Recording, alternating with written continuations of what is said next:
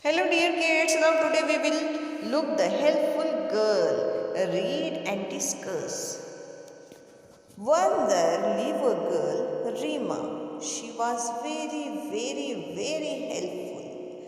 एक लड़की थी जिसका नाम था रीमा और वो कैसी थी वेरी हेल्पफुल। वो सबकी बहुत मदद करती थी।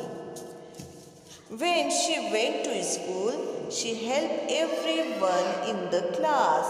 जब वो स्कूल में जाती थी तो हर किसी की अपने स्कूल में अपनी क्लास में मदद करती थी।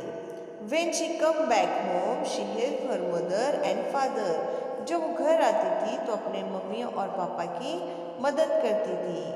When she went to the playground, she pick up small stone and thorn. जब वो प्लेग्राउंड पे जाती थी तो छोटे छोटे पत्थर और कांटे रास्ते से हटाया करती थी।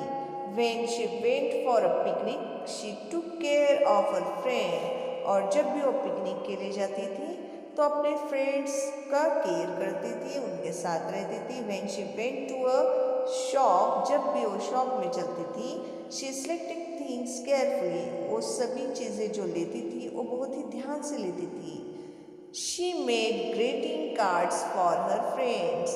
वो अपने फ्रेंड्स के लिए खुद ग्रीटिंग कार्ड्स बनाती थी and gave them on their birthdays. और जब भी उनका बर्थडे रहता वो खुद अपने हाथों से बनाकर उन्हें ग्रीटिंग कार्ड दिया करती थी।